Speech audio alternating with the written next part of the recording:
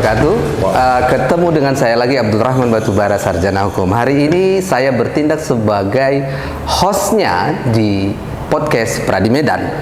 Sudah bersama saya ada tamu istimewa yang hadir di sebelah saya ini. Dengan siapa Bang? Silakan perkenalkan dulu. Ranto Sibarani. Ya, dengan Ranto Bang Sibarani yang telah melanglang buana di dunia perpolitikan kah, hukum kah, di dunia yang luar biasa ini. Jadi hari ini kita berada di gedung DPC Pradi Medan.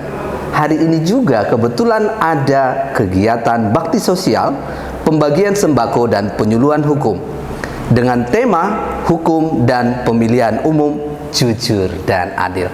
Baik Bang, bincang-bincang santai aja kita ini. Siap, Abdul.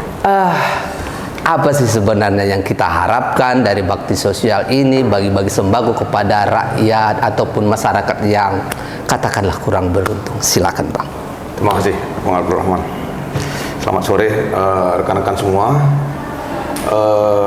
Apa yang kita lakukan hari ini ya, Pradi, untuk bakti sosial ini, kita memberikan sembako bagi masyarakat yang kurang mampu.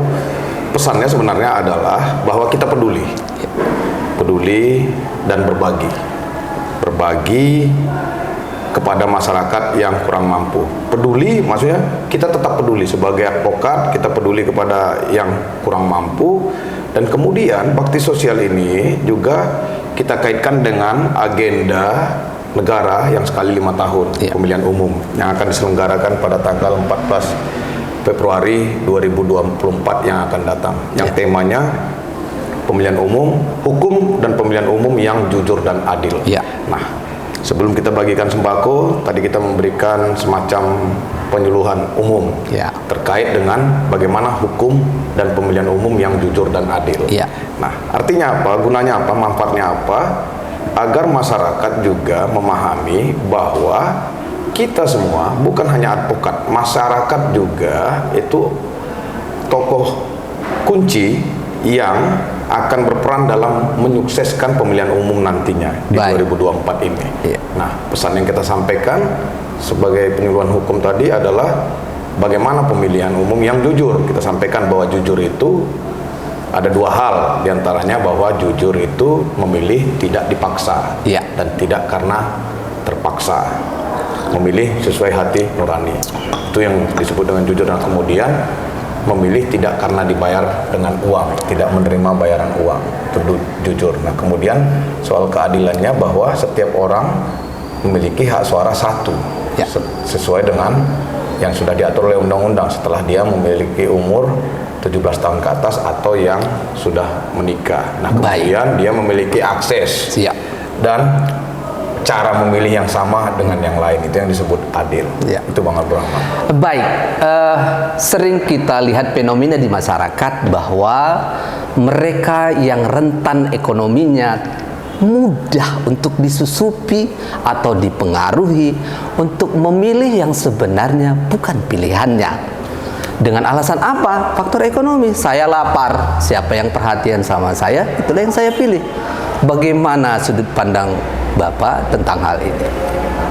Ya, memang kesadaran politik itu pasti dipengaruhi oleh keadaan ekonomi seseorang. Itu pasti ya. Nah, makanya di suatu negara misalnya mayoritas dia keadaan ekonominya sulit, itu pasti akan cenderung dengan ideologi politik yang membela hak-hak orang-orang yang miskin. Taulah kita seperti apa ideologi misalnya bagaimana buruh memilih pilihannya sesuai dengan jiwa perjuangan organisasi buruhnya seperti itu. Nah, jadi memang benar yang Bang Abdul Rahman sampaikan bahwa setiap orang yang ekonominya sulit akan rentan untuk memilih di luar kehendaknya atau dipengaruhi oleh orang-orang di luar dirinya dengan cara-cara macam-macam. Ada beberapa cara untuk mempengaruhi. Pertama mungkin dengan politik uang, kan begitu, money politik, dikasih uang untuk mempengaruhi memilih. Karena ekonominya sulit, maka rentan untuk menerimanya. Yang kedua, ini yang lebih berbahaya lagi, dia akan memilih dengan cara-cara yang kita harus tahu bahwa orang yang tidak semua sebenarnya orang ekonomi sulit, tapi memang kebanyakan karena kesulitan ekonomi ini kita berpikir itu tidak objektif jadi Iya. tidak objektif itu dalam hal misalnya bahwa memilih menjadi karena pilihan primordial, Iya. sama suku, Iya. sama agama, sama golongan seperti itu. Nah, jadi memang itulah tantangan kita, Bang Abdurrahman. Iya. Karena itulah perlu kesejahteraan ini merata. Baik, baik. Kita lihat memang setiap di tahun pemilu terlalu banyak diumbar janji-janji manis. Kita sudah sepakat akan hal itu, tetapi begitu mereka duduk di parlemen, ternyata janji yang mereka ucapkan itu kok berasa seperti nol, zero, nonsense. Itulah yang biasa kita dengarkan di lapangan. Berarti ada kesalahan pada saat memilih, ada kekecewaan. Nah, hal-hal yang tidak baik di sebelumnya mudah-mudahan bisa diperbaiki di kemudian hari. Tapi ada sedikit pertanyaan yang menyungging hati kita. Ada pertanyaan yang dari teman-teman di warung kopi. Katanya begini, apalah gunanya anggota dewan ini dipilih? Gimana tuh? Coba berbagi dulu kita untuk menjawab pertanyaan yang sebenarnya kok seperti ini kali lah gitu. Ya, menarik ya. Menarik, Bang Abdurrahman. Jadi memang ini yang jadi masalah selama ini yang membuat orang menjadi apolitis, yang membuat masyarakat menjadi apolitik. Apolitik itu maksudnya seseorang itu tidak suka bersentuhan dengan politik, anti politik dia. Artinya saya tidak ikut-ikutan, kan begitu. Nah, padahal apa gunanya kita memilih sekali 5 tahun, memilih anggota dewan, kalau kita di kota, DPRD kotanya, kalau kita di provinsi, DPRD provinsinya, apa gunanya itu, kan gitu, atau DPRD kabupaten.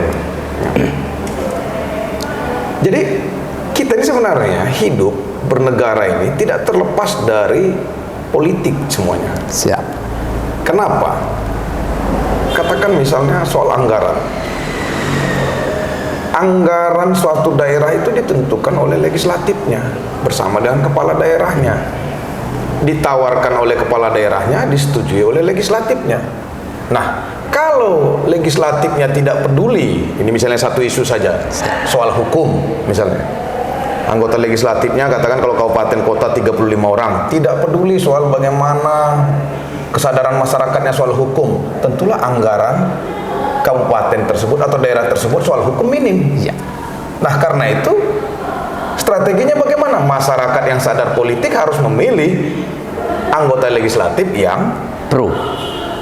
mengerti kebutuhan soal kesadaran hukum tadi. Baik. Nah, misalnya soal pendidikan. Masyarakat di daerah kita fasilitas pendidikannya minim sekali. Nah, kita pilih anggota dewan yang tidak peduli dengan pendidikan, tentu saja kebijakan atau anggaran atau aturan apapun soal pendidikan tidak akan bertambah baik. Nah, sederhana dia, kalau kita tidak ikut memilih, anggota legislatif atau anggota dewan tersebut tetap juga akan dipilih oleh masyarakat yang lain. Nah, sekarang dia tergantung soal masyarakat mana yang memilih anggota dewannya. Kalau masyarakat yang memilih berdasarkan primordial tadi, tentulah makin terbelakang lah cita-cita hukum, cita-cita pendidikan, dan cita-cita kesejahteraan yang lain. Tapi kalau teman-teman tadi peduli dan yakin bahwa saya memilih si A, bahwa dia peduli dengan pendidikan, dia peduli dengan hukum, ketika dia menjadi anggota dewan nanti si A itu, maka tentu saja potensi dia melakukan kegiatan-kegiatannya sebagai anggota legislatif, anggota DPR, cita-citanya akan sesuai dengan sepemilih tadi. Walaupun tantangannya sebenarnya Bang Abdurrahman tidak selalu seperti yang Bang Abdurrahman katakan tadi.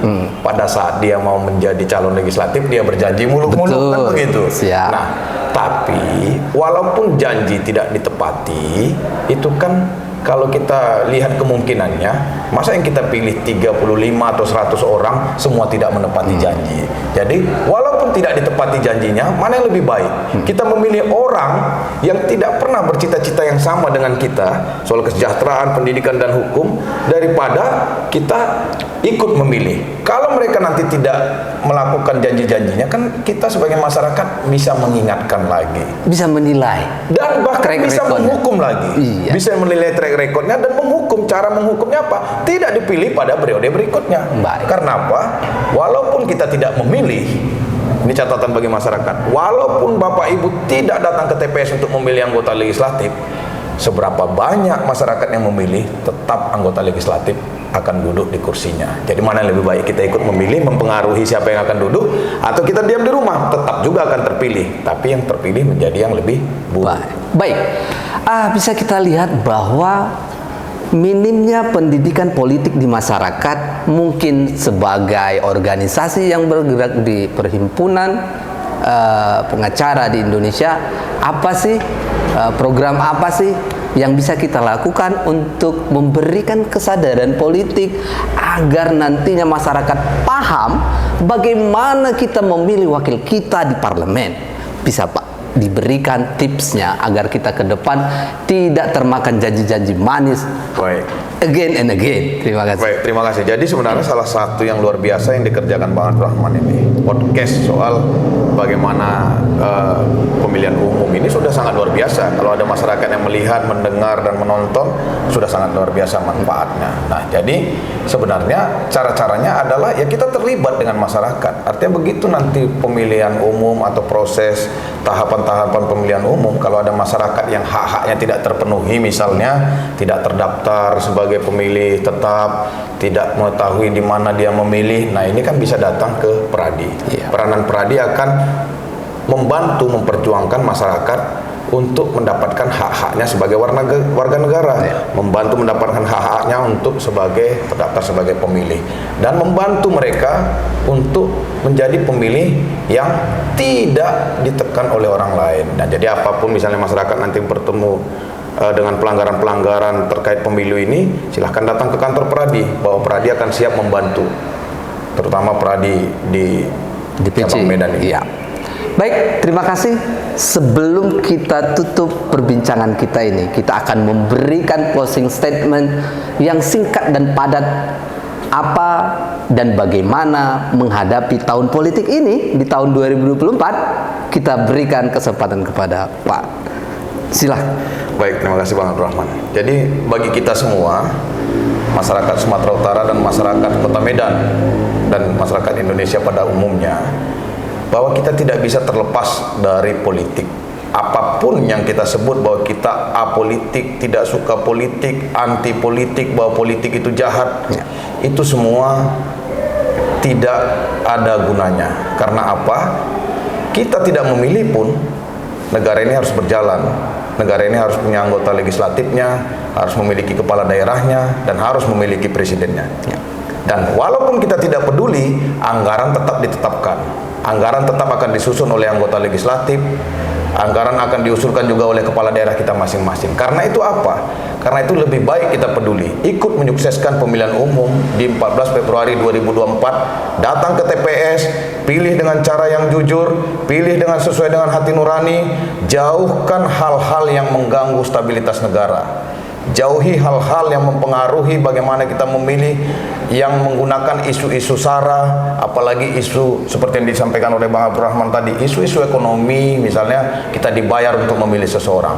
Pergilah ke TPS, pilih sesuai hati nurani, lakukan yang terbaik untuk negara, pastikan Anda terdaftar sebagai pemilih, dan kalau ada pelanggaran, kalau hak-hak Anda terganggu, silahkan datang ke Peradi cabang Medan di Jalan Cerokan ini. Terima kasih. Baik, pemirsa dari DPC Peradi Medan, khususnya di podcast, demikian dulu perbincangan kita hari ini. Mudah-mudahan bermanfaat kepada kita semua, dan kita harapkan di video-video selanjutnya memberikan hal-hal yang terbarukan dan terupdate. Jangan lupa subscribe, terus pantengin kita di podcast Peradi Medan. Terima kasih, sampai jumpa. Sampai jumpa.